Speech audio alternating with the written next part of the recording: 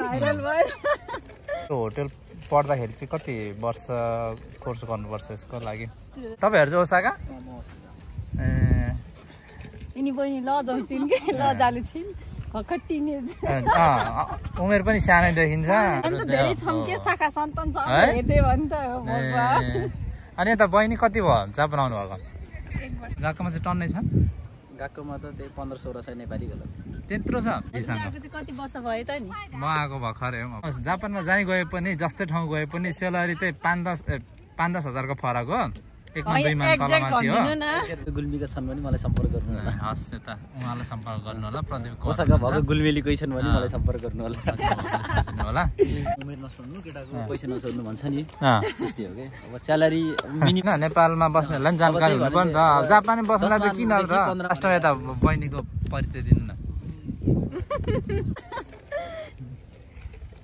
कहाँबाट आउनु भएको तपाईहरु ओसाका जापान चाहिँ कहिले आउनु भएको जापान त भयो 6 वर्ष जस्तै 6 वर्ष भइसक्यो हजुर ए अनि यता तपाई ऊ मेरो भाइ ऊ बहिनी हामी भाइ बहिनी हो हजुर ए कुन भिजामा आउनु भएको अनि हामी यहाँ स्टुडेन्ट हजुर एकैचोटि आउनु भएको ए भाइ बहिनी अलि पछि आएको ए तपाईँ चाहिँ 3 वर्ष भयो 3 वर्ष भन्दा धेरै भयो अनि तपाईँ त अनि स्याइन होला नि त नि अब त 6 वर्ष भयो भनेपछि त अलिअलिको स्याइन केमा काम गर्दै हुनुहुन्छ म होटलमा हजुर होटल कस्तो होटल भनेको हजुर 5 स्टार 3 स्टार त्यस्तो खालको होटल हो हजुर अनि कति भयो त्यसमा चाहिँ वर्किङ गर्नुभएको 2 वर्ष भयो अनि कस्तो छ कामहरु राम्रै हुन्छ काम ठिकै छोरी मान्छेहरुलाई होटलमा ठिक हो हैन त्यस्तो त हैन अब आफ्नो चोइस ए आफ्नो चोइस होटल पढ्नु भयो हजुर अनि कति यो होटल पढ्दाखेरि चाहिँ कति वर्ष कोर्स गर्नुपर्छ यसको लागि 2 वर्ष हो नि त 2 वर्ष हो हजुर भनेपछि निहंगो गएको कति वर्ष पढ्नु भयो 2 वर्ष निहंगो 2 वर्ष होटल ए 4 वर्ष अनि यता होटल काम गरेको 2 वर्ष 2 भएछ है हजुर ठ्याक्क 6 वर्ष ठ्याक्कै 6 वर्ष अनि ओसाका बस्नुहुन्छ म त चिबा ए चिबा बस्नुहुन्छ तपाई हजुर ए यता तपाईहरु चाहिँ ओसाका ए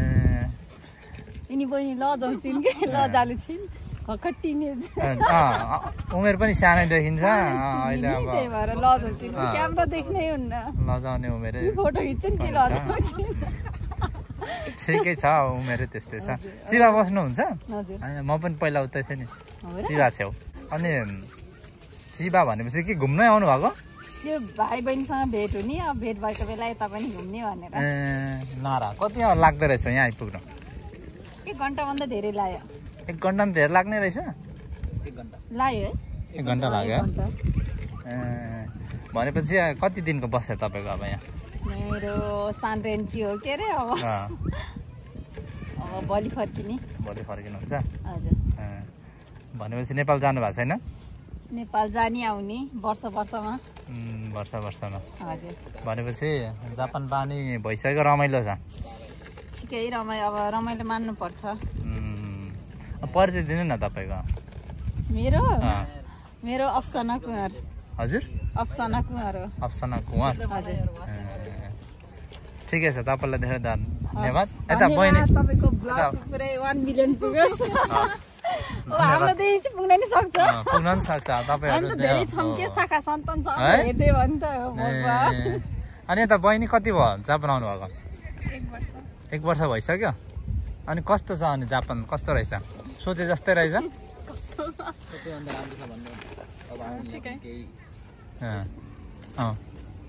आउनेलाई त वेलकम छ हो आउनेलाई वेलकम छ 3 वर्ष भइसक्यो भनेपछि सेनमा सक्न लागि सकिसक्यो लास्ट इयर हो कहिले सकिन्छ अब अर्को वर्ष के को सेनमन पढिरहनु भएको छ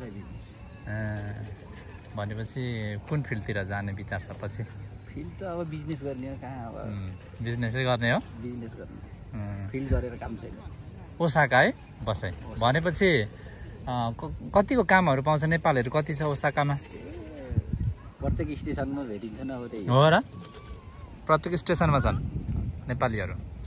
खै छन् होला, त्यस्तो साह्रो त म बाहिर हिँड्दैन, अब खासै भेट्दैन म, त्यही भएर गएकोमा मात्रै हो। गएकोमा मात्रै हो? गएकोमा चाहिँ टन्नै छन्?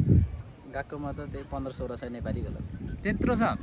निन्से गरेर 1500-1600 त्यति छ होला नेपाली। काम पाउनु कतिको गाह्रो हुन्छ? काम त अब दुःख गर्नु पर्यो, अब बुझ्नु पर्यो, घर बसेर कहाँ काम पाउँछ है? काम पाउँछ, यस्तो नपाउने होइन। यस्तो तपाईँले चाहिँ कसरी सुरुको काम कसरी लिनुभयो, कसरी पाउनुभयो? म त साथीको सेउखाइबाट गएको। साथीको सेउखाइबाट? हाकेन साकेन लाउनु भएन? हाकेन त अब हुन त हाकेनकै कम्पनी हो, तर सेउखाइ गर्ने चाहिँ साथी हो। सेउखाइ गर्ने साथी सुरुमा चाहिँ। भनेपछि सेलरी हाकेनले दिन्छ, खैसाल दिन्छ? सुरु हाकेनले नै दिन्छ सेलरी त। हाकेनले नै दिन्छ भनेपछि हाकेनबाटै गयो? हाकेनबाटै गएको। हाकेनबाटै भनौँ। अनि कामहरू कस्तो रहेछ त जापानको कामहरू?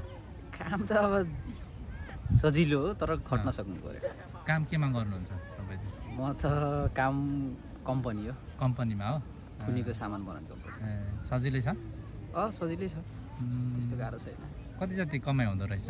कमाइको कुरा त जति दुःख गरे त्यति नै हुने हो। अब धेरै दुःख गरे धेरै छ, थोरै दुःख गरे थोरै छ। खर्च अब खर्च पनि आफूमा डिपेन्ड पर्ने कुरा हो, कति गरिन्छ भन्ने कुरा। अब खर्च त अब त्यो आफूमा डिपेन्ड पर्ने कुरा। कमाइ चाहिँ कति हुँदो रहेछ? कति जति कमाउनु भयो? लगभग हाइएस्ट कमाइ कति भयो जापान आएर एक महिनामा थापेको सेलरी? त्यस्तो धेरै छैन हो, म धेरै काम पनि गर्दैन, धेरै पनि थाप्दैन। त्यही 14-15 मा अब मिनिमम एउटा काम गरेपछि आउँछ त्यति हो। भनेपछि दुईटा काम गऱ्यो भने 25 मा आउँछ? दुईटा काम गऱ्यो भने आउँछ त्यति। तीनटा काम पनि गर्नेहरू छन् साथीहरू? अब साथी छन्, 3-4टा गर्ने छन्। 3-4टा टाइमिङ मिलाउन सक्नु पर्यो, अब गएको टाइम मिलाउनु पर्यो। निन्द्रा खप्नु सक्नु पर्यो होला हैन? भने त खट्न सक्नु पर्यो, अब पैसा फलिहाल्छ आफै, तर फलेर मात्रै भएन। अनि आज यसो पार्क घुम्न आइयो दिदीसँग? कति वर्ष भयो त नि? म आएको भर्खरै हो, म पनि 2.5 वर्ष भयो। तपाईको कमाइ चाहिँ कति छ भन्दिनु न बरु, हाम्रो त सन्नु भयो। छैन हौ, जापानमा जहीँ गए पनि जस्तै ठाउँ गए पनि सेलरी चाहिँ 5-10 हजारको फरक हो। एकमा 2 मान तलमाथि हो हैन? तपाईको भ्लग हेर्ने मान्छे पनि इन्स्पायर हुन सक्छ हैन? म त मेरो त कुरा गरिहाल्छु, त्यसमा समस्या छैन। त्यही हो, हामी पनि थाहा पाऊँ बरु अलि धेरै। 25 मान हो किउरो, त्यति नै हो। सेउखाइ गर्दिनु न हाम्रो। भनेपछि अब आज घुम्न आइयो? अनि गएको हैन, घुमाइ अब अस्तिदेखि चलिरहेछ, भोलिसम्म छ, भोलिदेखि गएको पनि छ। भोलिदेखि गएको। परिचय दिनु न तपाईको लास्टमा। अब मेरो प्रदीप कुमार। हजुर? प्रदीप कुमार। नेपाल घर? गुल्मी। कोही गुल्मीका छन् भने मलाई सम्पर्क गर्नु होला। हस्, यता उहाँलाई सम्पर्क गर्नु होला। प्रदीप कुमार भएको गुल्मेली कोही छन् भने मलाई सम्पर्क गर्नु होला। अनि यता दिदी पनि गुल्मी, यता बहिनी पनि गुल्मी। अनि बहिनी चाहिँ केमा काम गर्दै हुनुहुन्छ अहिले? हजुर? अनिगिरी बनाउने कम्पनीमा काम कस्तो रहेछ त? ठिकै छ? आनन्द? अनि सेलरी कति हुँदो रहेछ? सेलरी यस्तो हो के अरे, केटीको उमेर नसोध्नु, केटाको पैसा नसोध्नु भन्छ नि, त्यस्तै हो कि। अब सेलरी मिनिमम सबैलाई थाहा छ, जापान बस्ने सबैलाई थाहा छ कि हैन? जापानमा 10 देखि 15 मानको बिचमा आउँछ ब्याङ्कको काम गर्ने भन्ने मान्छेलाई सबैलाई थाहा छ। नेपालमा बस्नेलाई त थाहा छैन नि त, उनीहरूले त सोध्छ नि त 3 लाख 4 लाख कमाउँछ रे भनेर सोध्छ हैन? अब घर बसेर चन्द्रमा पुग्ने सपना देख्ने मान्छेलाई मात्रै त्यस्तो हो जानकारी हैन? नेपालमा बस्नेहरूलाई जानकारी हुनु पर्यो नि त। जापानमा बस्नेलाई त किन र 15 मान भनेको अब 1 लाख देखि 1,50,000 को बिचमा आउँछ ब्याङ्कको काम गरेपछि, त्यति हो। त्यति चाहिँ हो। भनेपछि एउटा काम गरेपछि त्यही बस्न खान आनन्दसँग। भनेपछि अब त्यति भनेर बुझौँ, 10-15 मान आउँछ भनेर बुझौँ। 15 मान भनेर बुझौँ। धेरै त खासै। ल अब अन्तिममा अब बहिनीको परिचय दिनु न। सञ्चिता कुमार, उहाँ चाहिँ घर चाहिँ सञ्चिता कुमार, घर चाहिँ गुल्मी। तपाईले भन्दिनुहुन्छ उहाँले नजान्छ नि त, उसको टिनेज छ के अझै, त्यही भएर हो। उनी मेरी बहिनी, कान्छी बहिनी। उ मेरो जेठो भने नि, कान्छो भने नि एकलौटे भाइ। यदि कोही छन् भने म एकलौटो घरको बुहारी भन्ने कोही छ भने ल तपाईहरुलाई धेरै धेरै धन्यवाद। तपाईहरुको दिन शुभ रहोस्। हेर्न पाइयोस्। धन्यवाद।